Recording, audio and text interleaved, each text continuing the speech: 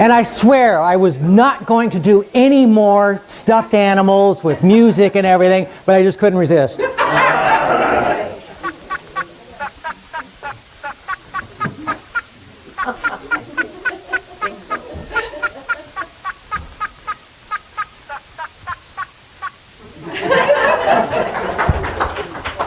Jeez.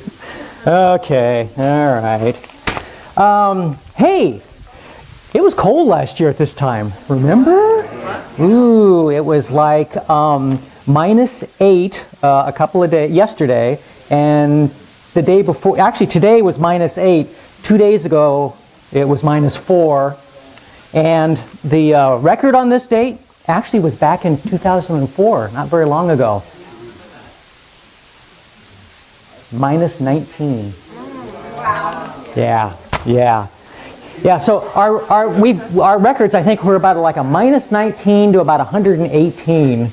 And you tell somebody like that, oh, nobody's going to live here. By the way, those are our extremes, so don't move here. Please don't. Yeah, we don't want any more people. So we're just fine where we are. But I do have I have a couple predictions every year on weather. And here's my very early prediction. Winter's done.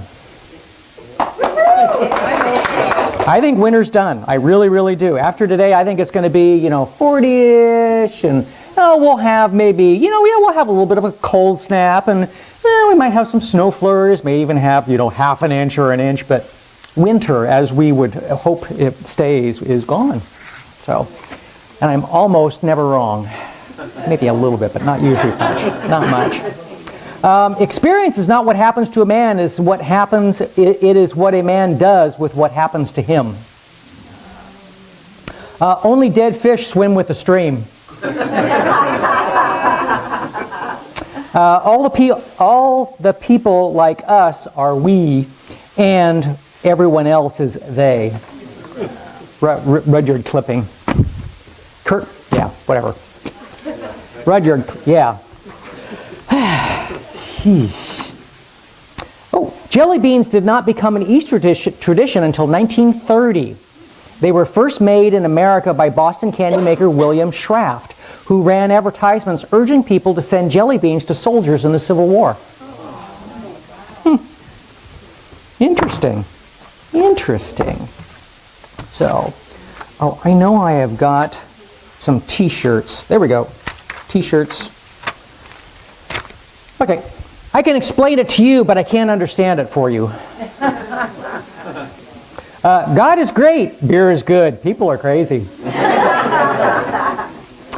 I am so thankful I had a childhood before technology took over. Very, very different. Common sense, so rare, it's kind of like a superpower.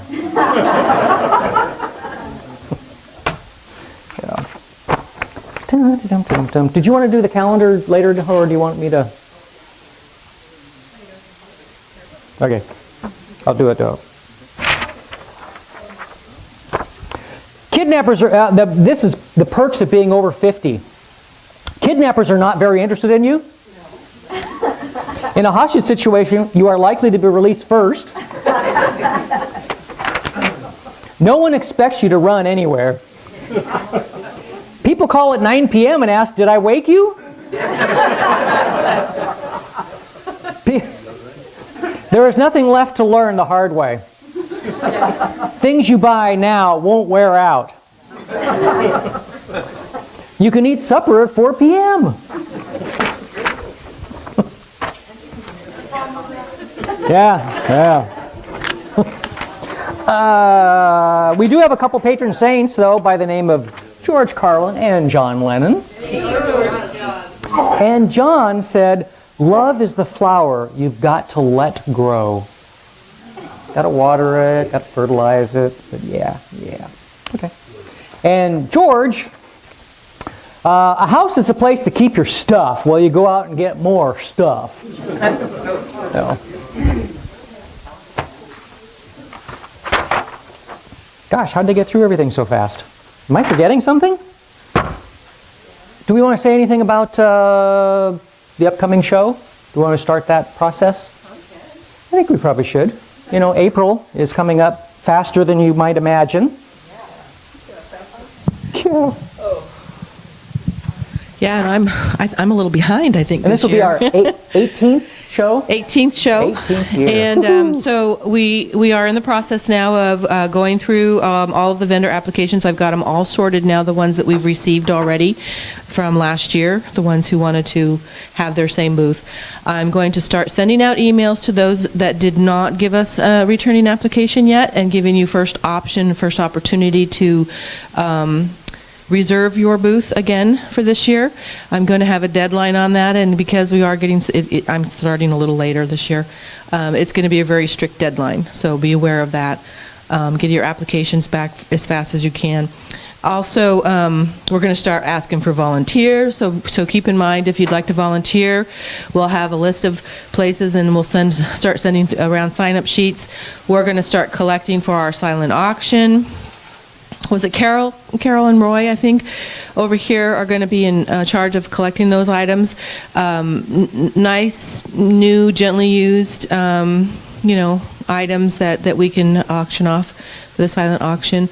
We're going to have a couple of items for raffle. So you can contact me if you're interested in a booth, and you can email me at healinghhands999@gmail.com. And that's on our Facebook and on our website as well. So keep that in mind. It's 7th and 8th, right? 7th and 8th. April 7th and 8th this year. So mark your calendars. That's the second Saturday, the weekend? It's the first full weekend of April. It's always the first full weekend. So any questions, contact me or Janice. And that the show, every year we go, man, it just couldn't have been any better than that. And then the next year it's like, it's better. And every year it's just a little bit better. And we can't do it without everybody's help. I mean, it can't happen. So thank you for making the show better every single year. So. Oh, well, the show is an outreach for us. We thought many years ago. I mean, we don't advertise. Most people still have never heard of us. We don't do anything extraordinary. So they just hear about us because they hear about us. And then they come and they go, wow, this is different. Hopefully in a good way. But it's an outreach for us to show everybody that, everything's fine, everything's cool. Even, I mean, we offer followers of the way, which is, religion, Jesus without the religion. But we also mix in the metaphysical and everything. And I mean, good grief, with our dream catcher on a cross as our logo, I mean, you can't get any more mystical than that. So hopefully it's for the all good. So can't do it without you, and thank you so much. A woman visited a psychic of some local repute. In a dark and hazy room, peering into a crystal ball, the mystic delivered grave news. There's no easy way to say this. I'll be blunt. Prepare yourself to be a widow. Your husband will die a violent and horrible death this year. Visibly shaken, the woman stared intently at the psychic's lined face, then at the single flickering candle, then down at her hands. She took a few steps, deep breaths to compose herself. She simply had to know. So she met the fortune teller's gaze, steadied her voice, and asked her next question. Will I be acquitted?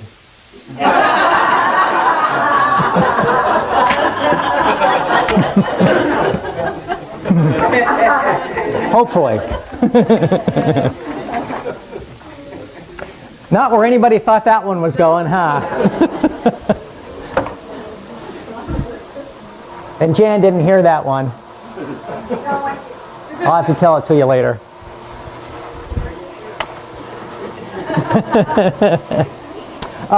Jan, does this have words? Or is it just the song? Yes, it has words. Okay, we're going to do a video with words. Sing along if you like.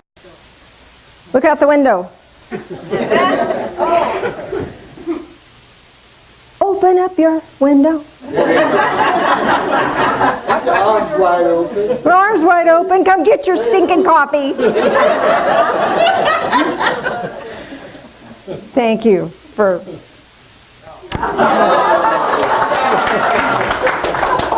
He's paying penance. In the back, he was standing like this far behind me and was flailing his arms around me and was like, get out of my energy field. You're freaking me out. It's going to take me a minute to unfrazzle myself. Woo! Now I know what it must feel like to be Phil. Jeez. Wow. Wow. Well, Happy New Year. Happy New Year. What do you know? We made it.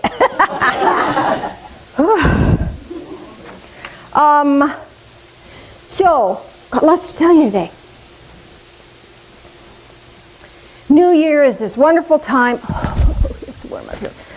Is this wonderful time of year when we all decide we're going to do it differently? And how does that work for us usually? Not so good. So, smack myself. See, Phil's just wilding me up. You know, the paper had some good suggestions about how to do things differently. And this is not it. Okay, that's the end of that. So one was a listing of be sure and stay in the moment, blah, blah, blah. We've tried all that stuff.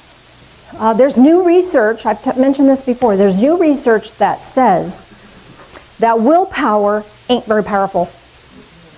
That willpower requires an aspect of ourselves that is easily diminished. So if you say, I'm going to not have any donuts at work, because you know there's going to be some in the snack room, and then you go to work and you have 50,000 decisions that you make. Every time you make a decision, you diminish your willpower.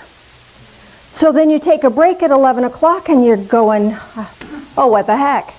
Because you have no willpower left. So willpower is not the answer. Willpower doesn't do it. That making yourself do it. Just challenge yourself. Oh, well, that sounds like a lot of fun. How many times do we do stuff, and if it's not fun, we don't do it, we don't follow through. So how can we lighten up? How can we make it a little more fun? That's a really good question, isn't it? Huh? Make donuts healthy. Make donuts healthy. But healthy, tastes good, I don't know. So I was reading a book the other day, and it referenced Ecclesiastes. And, you know, there's a time for this and a time for that, and la la la. So my brain goes, oh, I've read that before, la la la. And started to dismiss it. And then something inside went, ping. Actually, it was more like a ka-thunk, a gunk, you know. Have you ever done that when you just go, an irk? Have you ever had an irk? Yeah. That's when your autopilot has something thrown in its gears and you stop. Pay attention to those irks. Not what irks you, but to the irks that go irk in your body and jams up your autopilot. Because we want to stay on autopilot to get the simple things done. You don't want to have to, every time you brush your teeth, this is this tooth and I'm scrubbing it. You autopilot that. However, the rest of our lives, we run on autopilot. We miss stuff. We miss a ton of stuff. So an irk is this moment that tells you autopilot needs to disengage. There's something here for you. So I thought, okay, autopilot disengaged. Let me go look at that. So I went into Ecclesiastes and I thought, well, I'll just read this and see what it says for me. Oh, sorry, 4,000 notes. Oh, that's Psalms. We don't want that one yet. There we go. So let me read it for you. And I know you've heard this before, at least at many funerals you've been to, but kind of just irk for a second and get out of autopilot and let's look at it really quick. There's a time, this is Ecclesiastes 3. There's a time for everything, and there is a time for every event under heaven. A time to give birth and a time to die. Time to plant and a time to uproot. Have I lost you yet? Oh, you're still engaged. Yay! See, that autopilot is just relentless. It just sucks the life out of us. We go, oh, glaze over. Good job, good job. Time to kill, and a time to heal, time to tear down, and a time to build up. Time to weep, and a time to laugh. A time to mourn, and a time to dance.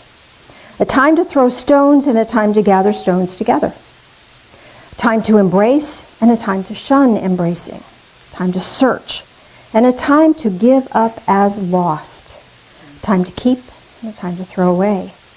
Time to tear apart, and a time to sew together. Time to be silent, and a time to speak. Time to love, and a time to hate. Time for war, and a time for peace. So I read that, and I thought, ooh, there's some interesting stuff there. Because, there's things in my life that first of the year, taking a new look, well, I want to let go of that, and I want to take on this. So then I started reading this again. I thought, well, let me ponder this some more. And I realized that it wasn't always here's a let go of and here's a take on, or here's a take on and here's a let go of. They were intermixed. So I thought, what would happen if I put them all in a column? I'm a Virgo. We do this. It's just sad, but it's true. So if we take all of the let go stuff and read it together, and then we take all of the creation stuff or the taking on stuff and we read that together, whole different thing, adds a whole other dimension. So listen to this. Die, uproot, kill, tear down, weep, mourn, throw stones, shun embracing, give up searching, throw away, tear apart, be silent, hate, and war. Not necessarily in that order, but pay attention to that.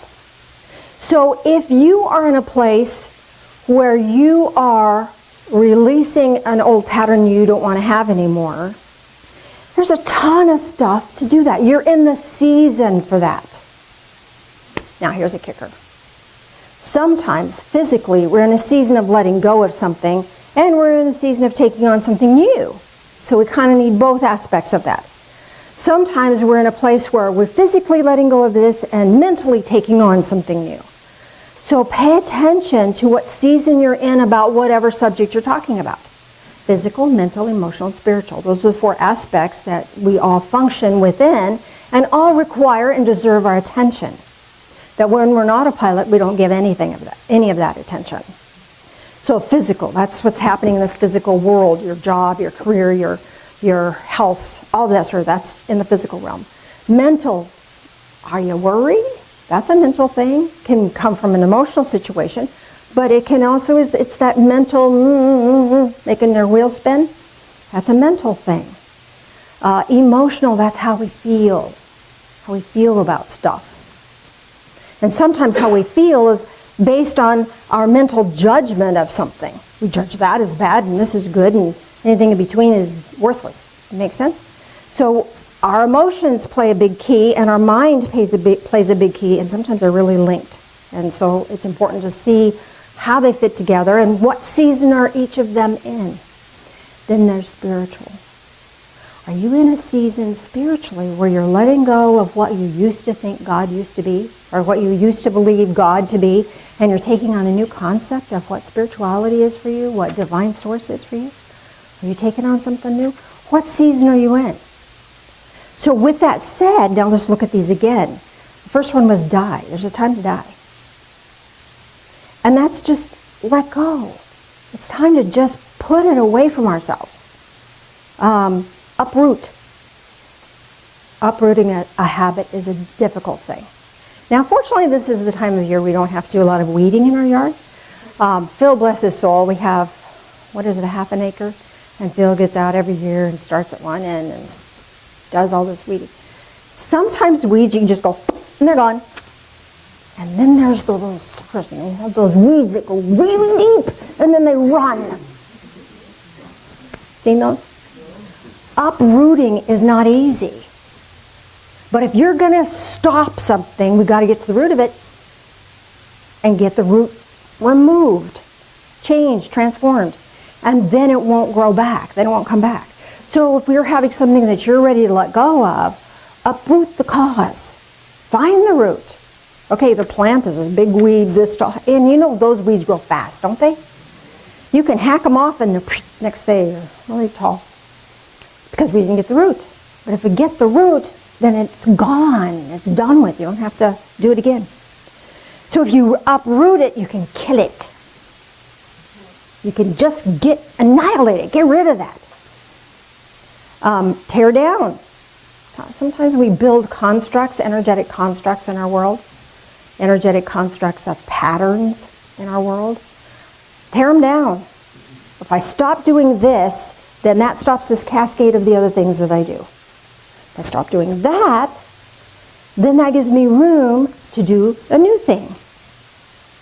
So sometimes we have to be in the season of tearing down, and then we can bring something new in. Sometimes the universe steps up, God, higher power, whatever that is for you, steps in and uproots for us, and now it's time to rebuild because this huge thing has happened and we're all in a turmoil. Make sense? Hasn't that happened to you? Mm-hmm. Which one would you prefer? Uprooting yourself, tearing it down yourself, or waiting until divine source does it for you? I don't think there's a wrong answer, but there might be an easier answer. It's a time to weep. Let's face it, some of the habits and things that we're wanting to release in this new year serve us. Man, if I eat, I don't have to think. Cram that stuff down with sugar. Just sugar it up, and it feels better. Not that it does, but you know what I'm saying? And to say, I don't have that anymore. Phil and I are gluten-free.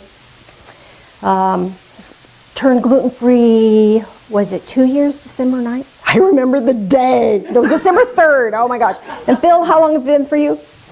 20 years for Phil.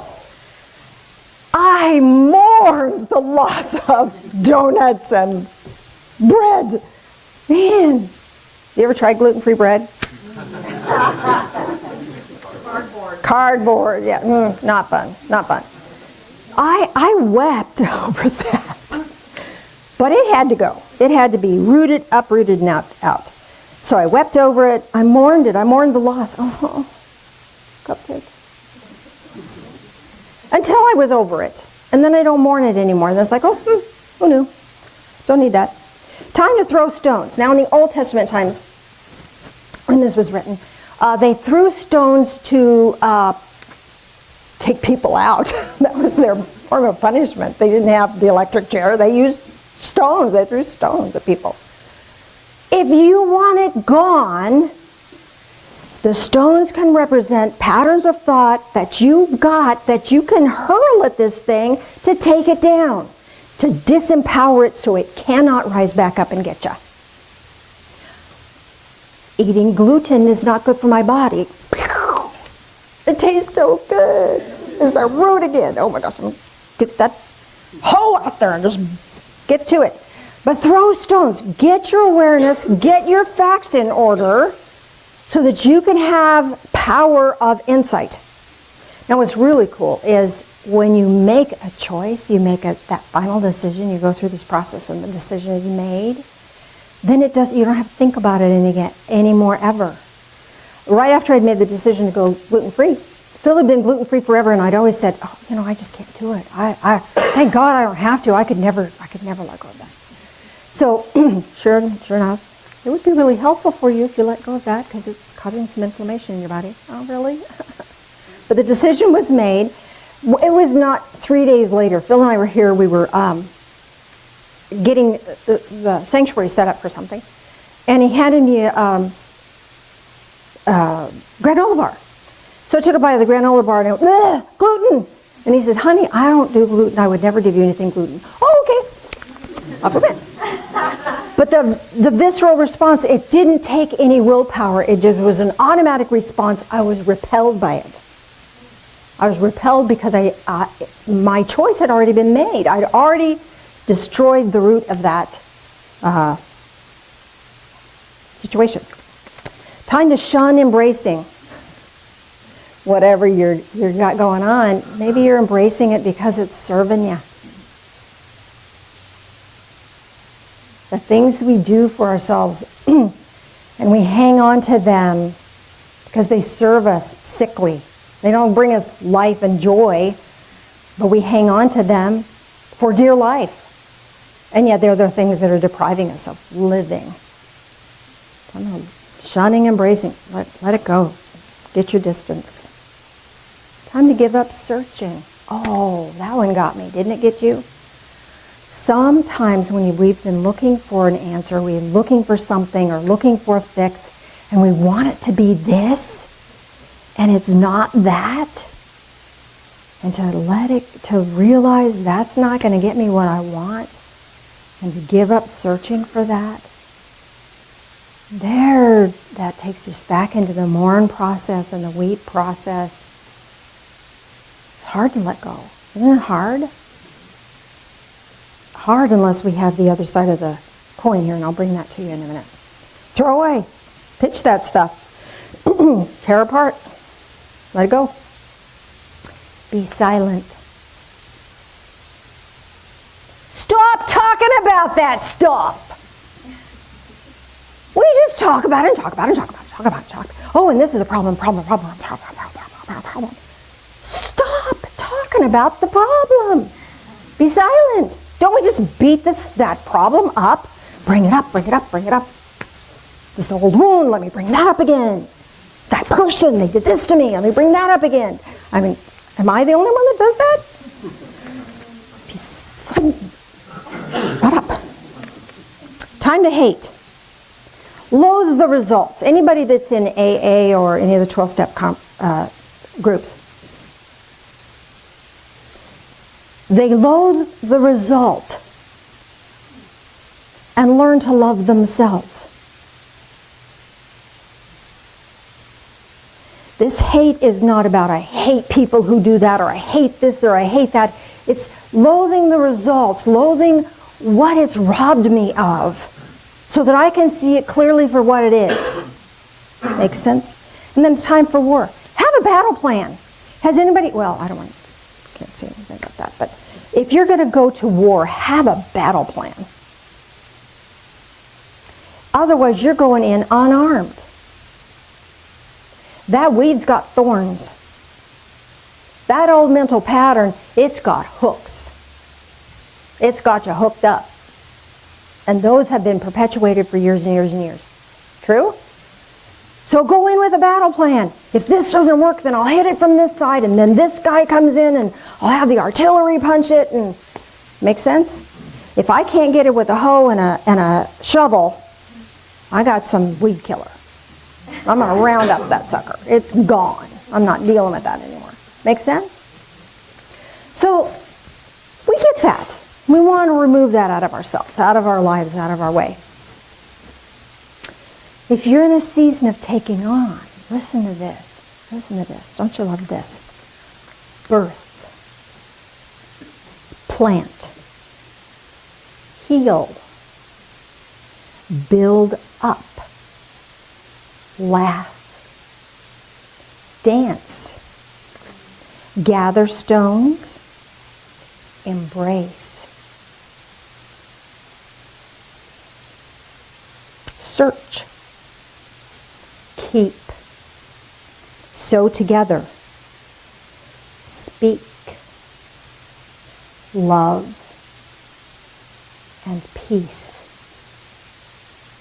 How beautiful is that? Birth. Birth takes time. Got to incubate. And then the birthing process sometimes is painful.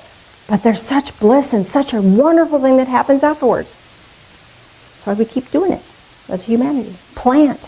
What are you planting? I'm going to uproot that weed. What am I going to put in its place? Barren ground isn't very pretty. And it gives an opportunity for new weeds to take root. But what am I going to plant? If I plant something different there and give that an opportunity to grow, wow. So what are you planting? Are you planting flowers? Planting shrubs? Heal. Oh, back to plant. One more thing on plant. Seeds. What are your seeds? A seed, whether it's a seed or a seedling, is this tiny, tender little thing. But it's got to go in the dirt.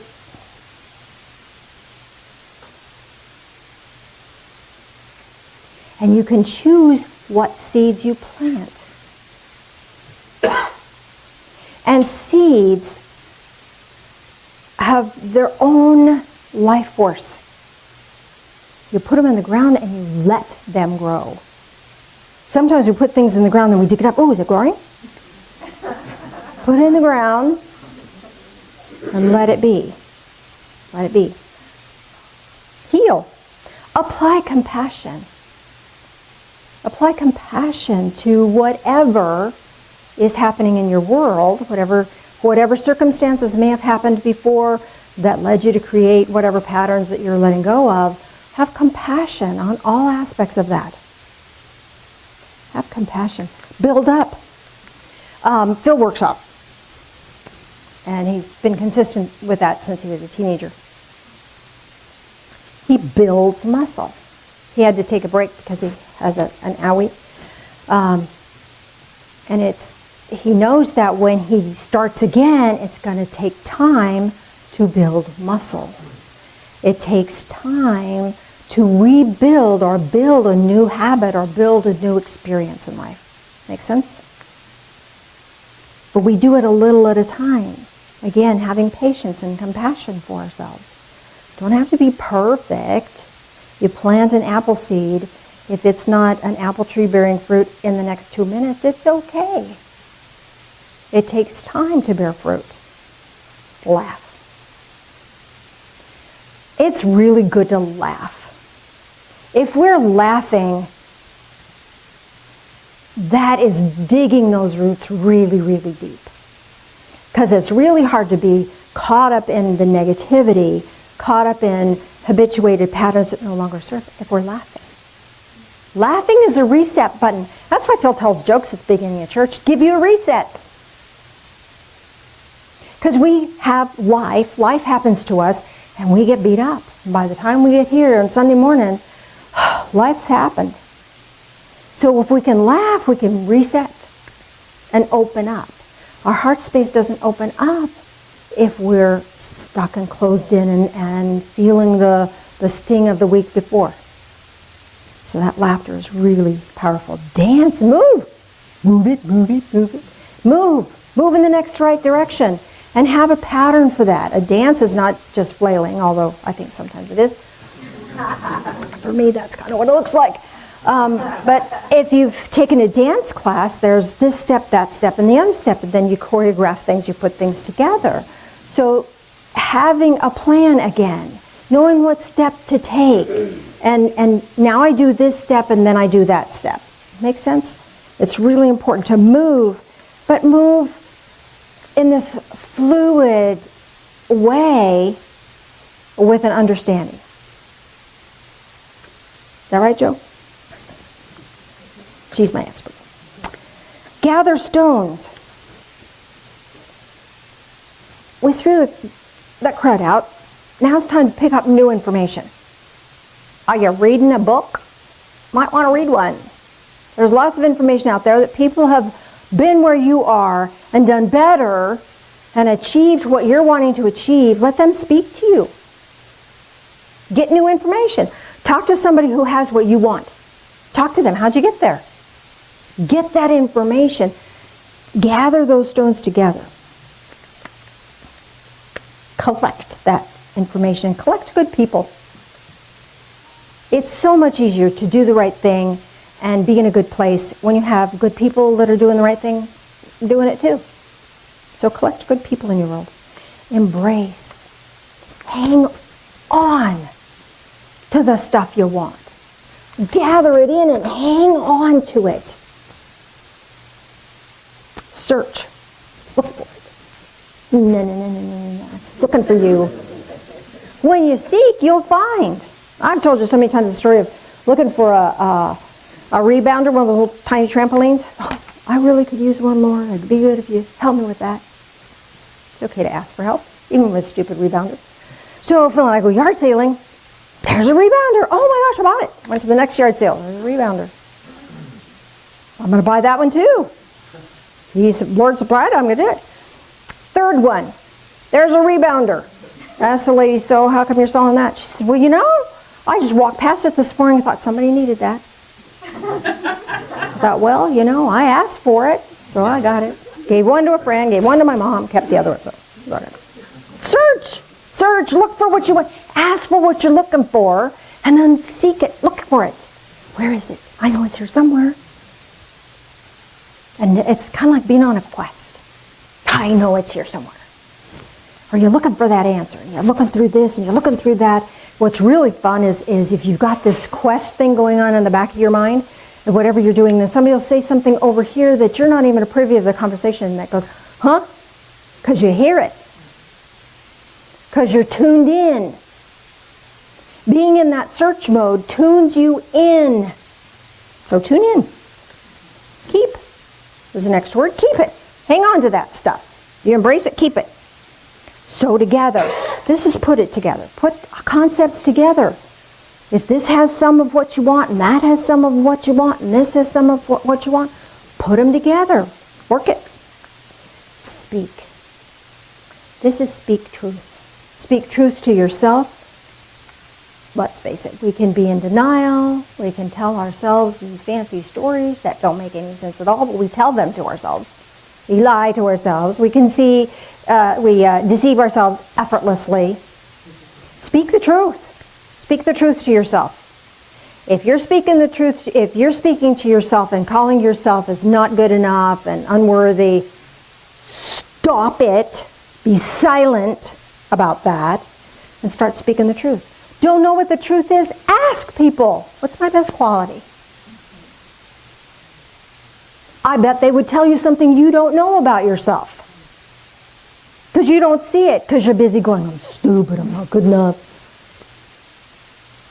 The things we say to ourselves. I'm not going to tell you what I say to myself sometimes that I'm silent about now. Love. When we speak the truth, speak it in love.